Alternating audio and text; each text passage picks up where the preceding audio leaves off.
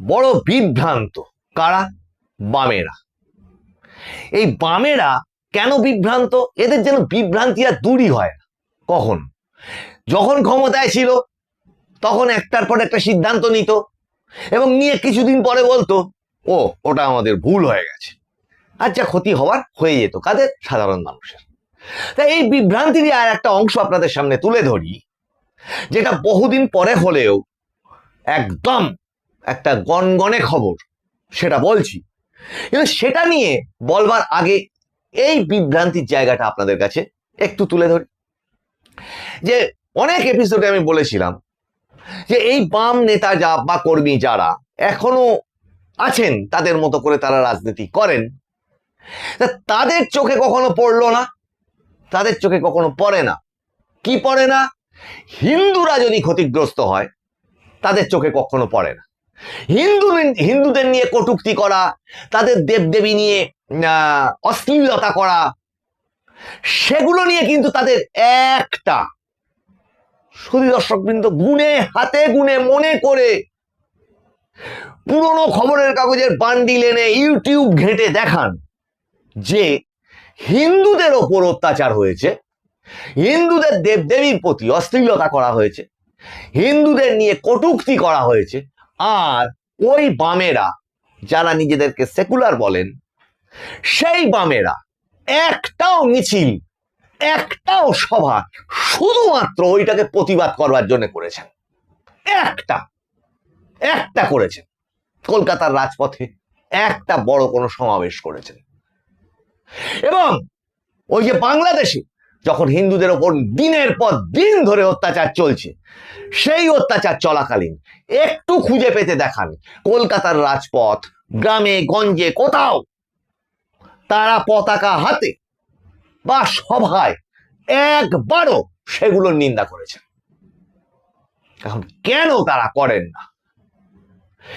এইটার সাথে সাথে এই সহযোগিতার কি প্রশ্ন?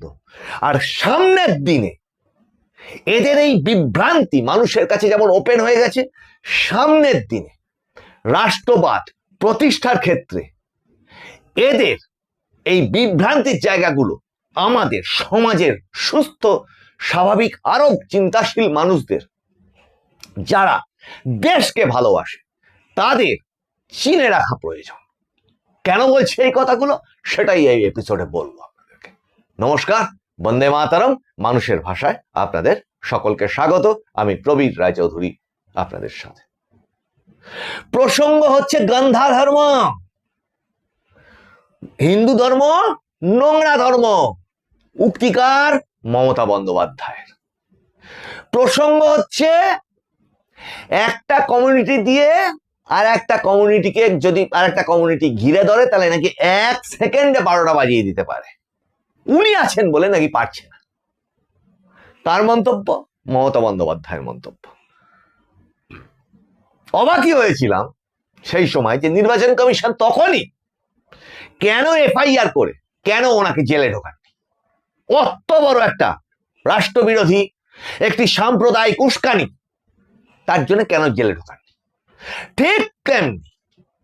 ঠিক তেমনি তার ভাইপো, রক্তের সম্পর্ক অভিষেক ব্যানার্জি, যিনি ডিজে বাজানোর কথা বলেন, তা কোট আনকোট অনেকে বলছে তার নাম হচ্ছে ডিজে ব্যানার্জি।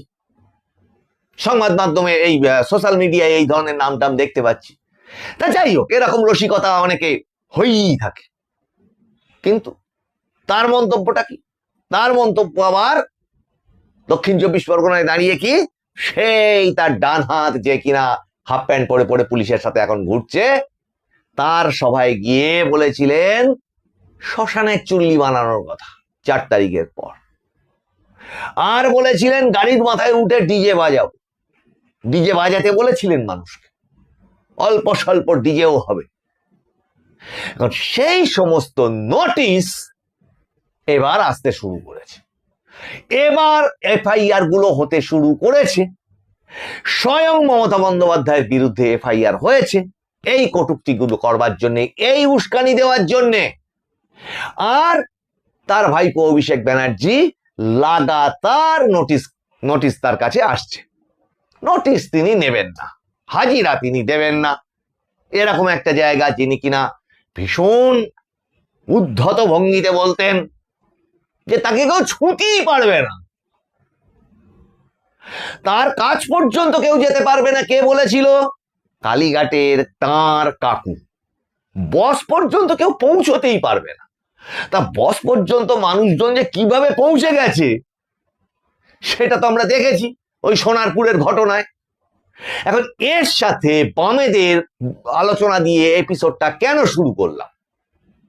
তার কারণ প্রশ্রয়, ফর্মুলা, এক ছাঁচে ঢালা দুটি স্কিম। সেটা কি? বাংলাদেশি ঢোকাও, বাংলাদেশিদের তোয়াজ করো, বাংলাদেশি সংখ্যালঘুদের, মানে এখানকার সংখ্যালঘু, তাদের কাগজপত্র বানিয়ে দাও, দিয়ে তাদের দিয়ে ভোট যন্ত্র চালাও। এটাই চলছিল। এখন এক্ষেত্রে ভেবে দেখুন, এই যে গান্ধা ধর্ম বলা, এই যে একটা কমিউনিটি দিয়ে ঘিরে আর একটা কমিউনিটিকে 12টা বাজিয়ে দেওয়ার কথা বলা, একটা বামফ্রন্টের বা বাম নেতাদের মানে শুধুমাত্র ওটার প্রতিবাদ করতে হবে, এই নিয়ে কোন রকম সভা সমাবেশ ভোট চলাকালীন, ভোট হয়ে যাওয়ার পরে একটাও দেখাতে পারবেন শুধু দর্শকবৃন্দ? এখন এরা যে একজোট হয়ে থাকবে এটা নিয়ে কোনো সন্দেহ নেই, কিন্তু কংগ্রেস তার নিজস্ব একটা আলাদা অস্তিত্ব নিয়ে একটা সাল পর্যন্ত ছিল। তারপর এও দেখলো ক্ষয়িষ্ণু হয়ে গেছে, ও ক্ষয়িষ্ণু হয়ে গেছে, দুজনে মিলে রাস্তায় পতাকা হাতে বেরিয়ে পড়লো।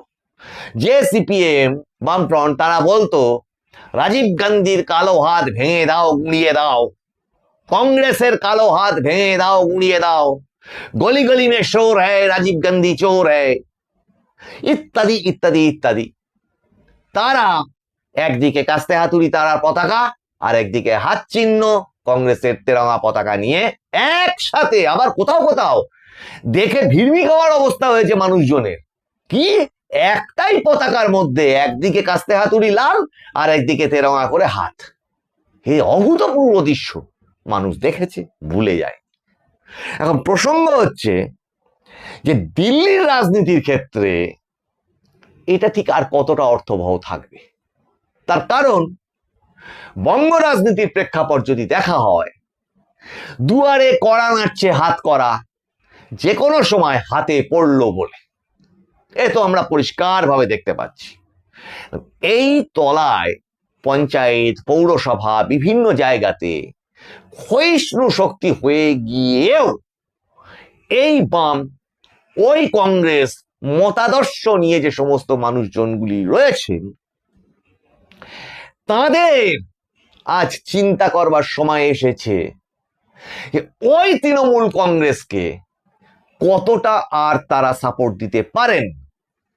তাহলে সাপোর্ট যদি না দিতে পারেন, তাহলে রাষ্ট্রের কথা ভাবে যে সমস্ত মানুষজন, যে দল, অন্তত তাদের সাপোর্টের কথা এবার ভাবতে পারেন অন্তত।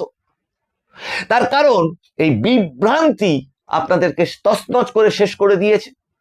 ওই বাম মতাদর্শ, ওই বিদেশি মতবাদ পশ্চিমবঙ্গের মানুষ আর নেবে না। পশ্চিমবঙ্গের মানুষ একবার যাকে সরিয়ে দেয়, ঝাঁট দিয়ে সরিয়ে দেয়, জল দিয়ে ধুয়ে দেয়, ও আর ফেরায় না, আর ঘরে নেয় না তাকে। কাজেই ফিরে টিরে আসার স্বপ্ন দুঃস্বপ্ন, ও হবে না। তাহলে এবার পড়ে থাকছে যে অংশটা, এই যে ডিজে ব্যানার্জি বা ধরুন এটা কোট আনকোট অভিষেক বন্দ্যোপাধ্যায় এবং মমতা বন্দ্যোপাধ্যায়ের এই যে মামলাগুলো, এই যে এফআইআর গুলো, এই এফআইআর গুলোর মধ্যে অসংখ্য অসংখ্য ধারা কিন্তু থাকছে যেগুলো বিএনএস এর নন বেলেবল। আচ্ছা, এই কোর্টে যাচ্ছে, ছুটে যাচ্ছে রক্ষা কবচ নিতে, ওই কোর্টে ছুটে যাচ্ছে রক্ষা কবচ নিতে, কেন? এই নাকি খুব সদর্পে বলতো যে যে কোনো রকম তদন্ত ফেস করতে পারে। আর ওই যে কয়েকশো পাতার যে সমস্ত চার্জশিট গুলো তৈরি হয়ে আছে, কাজেই এই চতুর্দিক থেকে কিন্তু এবার ঘিরে গেছে। অপকীর্তি ঘিরে ফেলেছে, নিজের অপকীর্তি নিজেদেরকে ঘিরে ফেলেছে। উঠে আসছে মৎসুরীর মতো ঘটনা, উঠে আসছে কি অনুব্রত মণ্ডলের দেহরক্ষী, তার কাছ থেকে কোটি কোটি টাকার সম্পদ, সোনা, এই সমস্ত উদ্ধার হচ্ছে। এখন এর শেষ কোথায়? এর শেষ অতলান্ত। খুব দ্রুত এর পরিশুদ্ধিকরণ, সামাজিক যে ছাঁকুনি, সমাজের যে ছাঁকুনি আছে, সেই ছাঁকুনি এদেরকে একটি জায়গা কনফার্ম করে দিয়েছে যে এরা চোর। আচ্ছা ভেবে দেখুন এরা ঠিক কি পেল? এরা ধরা যাক তাদেরও বংশে ভালো ভালো মানুষজন ছিলেন কোন কোন ফ্যামিলিতে, তাহলে সেই মানুষের সুনামকে অক্ষুণ্ণ না রেখে এরা এই 15 বছর ধরে যা করে ফেললেন, সেই বংশের কুলাঙ্গার হিসেবে এরা চিহ্নিত হলেন এবং আগামী প্রজন্ম এদেরকে ওই চোরের তকমা দিয়েই চিনবে। এ কি কর্ম আপনারা করলেন? কবে জেলে শাস্তি হবে, কবে আইন আপনাদের শাস্তি দেবে, কবে জনগণ আপনাদের বিরুদ্ধে ক্ষোভ প্রকাশ করবে, ছেড়েই দিন সে সমস্ত জিনিস।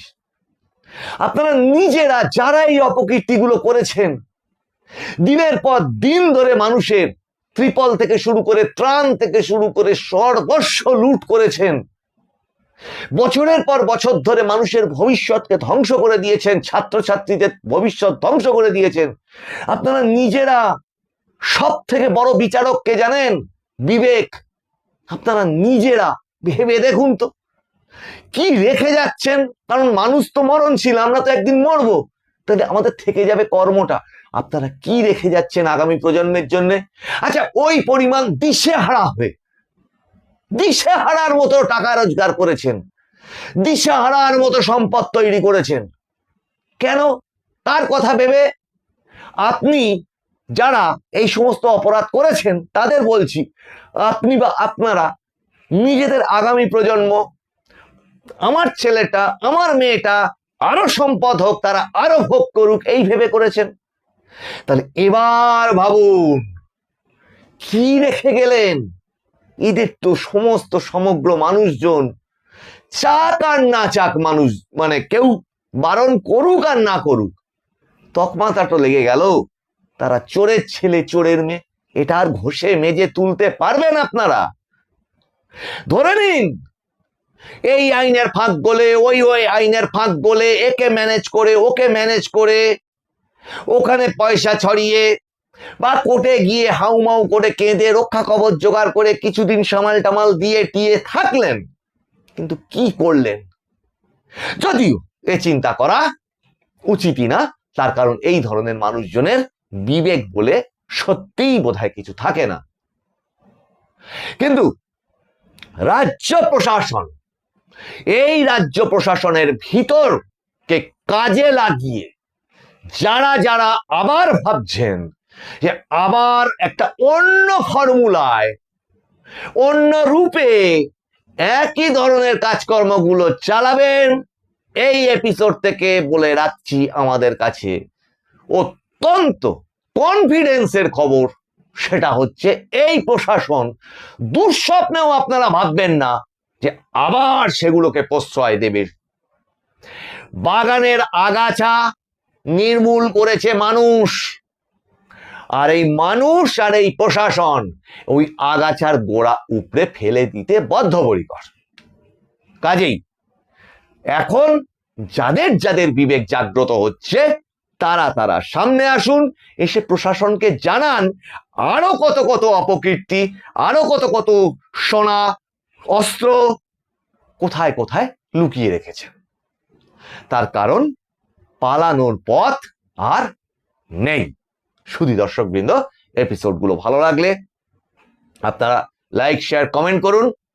আপনারা যে কথাটা এতক্ষণ ধরে জানতে চাইছেন পুরো এপিসোডটা জুড়ে, ওই আগের এপিসোডে বলেছিলাম অন্তিম প্রহর, ইয়েস, এদের অন্তিম প্রহর নিশ্চিতভাবেই এবার আসছে, এসে গেছেও।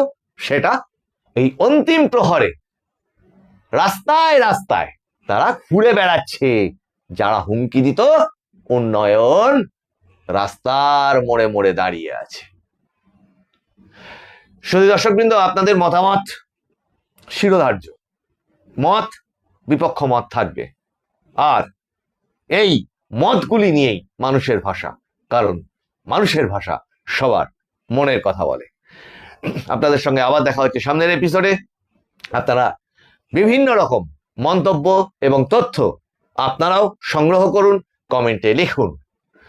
ততক্ষণ পর্যন্ত আপনাদের সঙ্গে বিদায় নিচ্ছি। নমস্কার, বন্দে মাতারাম।